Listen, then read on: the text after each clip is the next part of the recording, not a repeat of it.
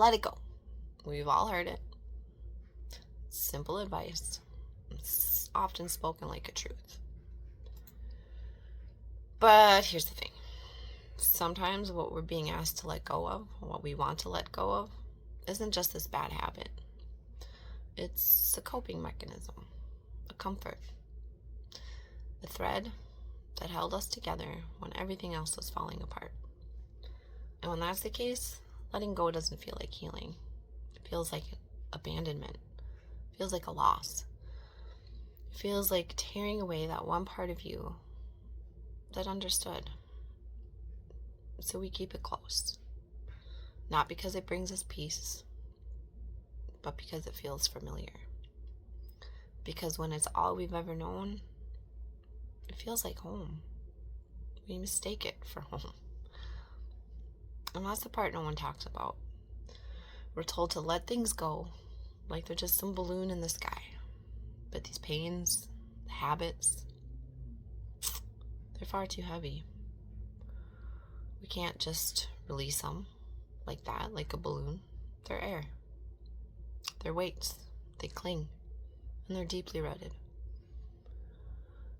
And when it lives in the shadows of our awareness, it keeps looping until we're brave enough to look it in the eye. You can't release what you haven't faced.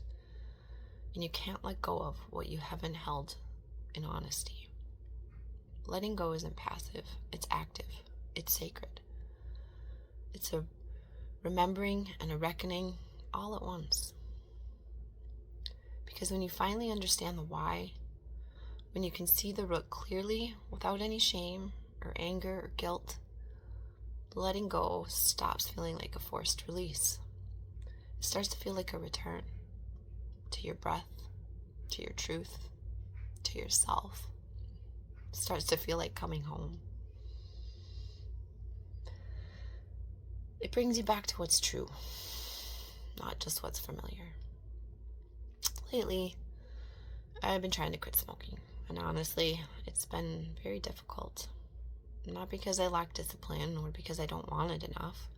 I do. But because I was stuck inside this loop that I didn't completely understand yet. So the more I focused on quitting, the harder it became.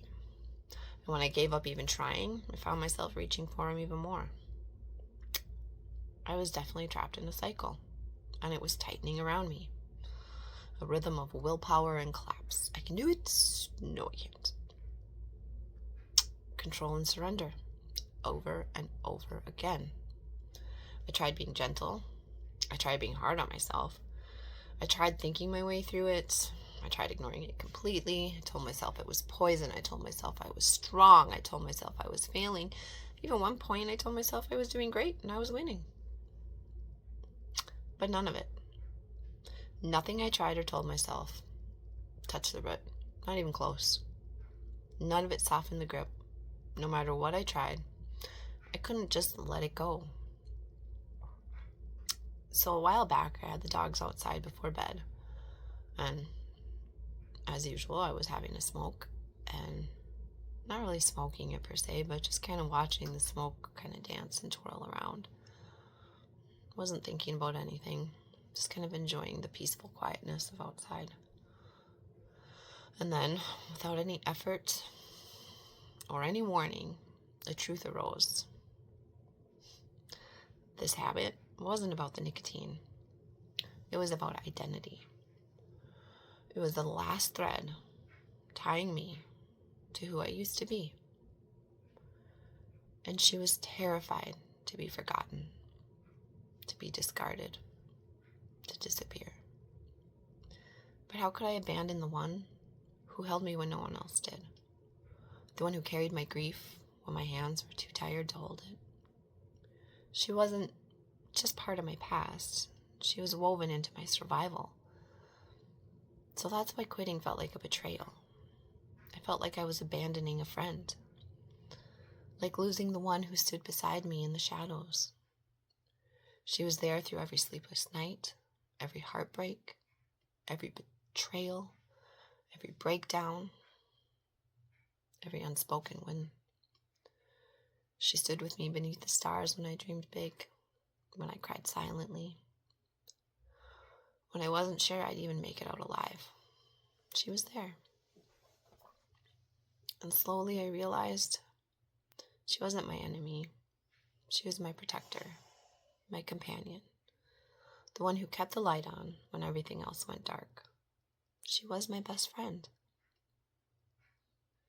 So I kind of unintentionally wrote to her when I sat down to write.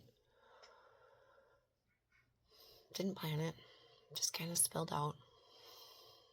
Kind of like my soul was just waiting for the right moment to speak. And this is what I said. You don't have to be afraid. This isn't the end of you. It's not your death. It's your evolution. The integration of you and me. And I will be with you, not just now, but always. I will be your best friend. The one who dries your tears. The one who stands beside you and never leaves. I will be the one you talk to on sleepless nights.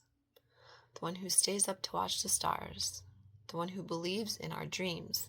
And the one who brings them to life. Just trust me.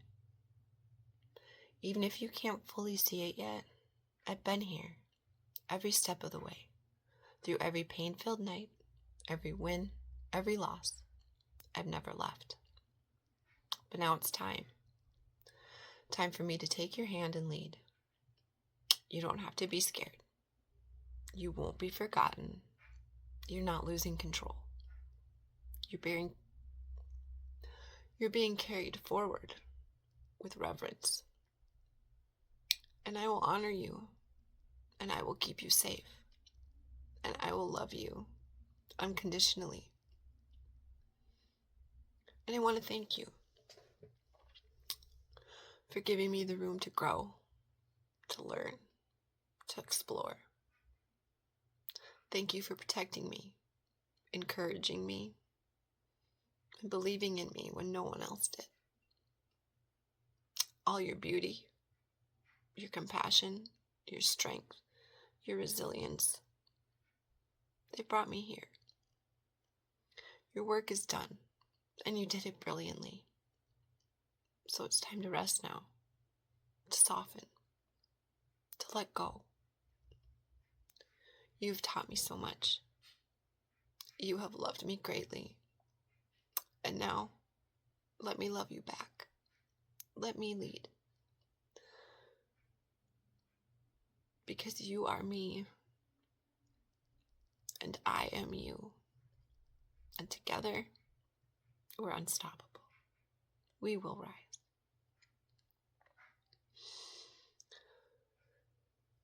Sometimes letting go isn't about detachment. It's not about cutting the ties with who you've been.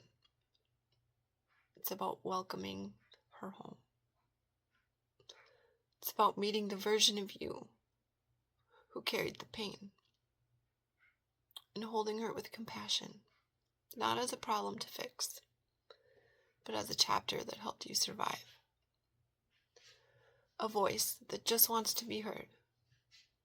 A soul still longing to be loved. Integration is rebirth. It's not the death of who you were. It's the return of all your scattered, broken pieces.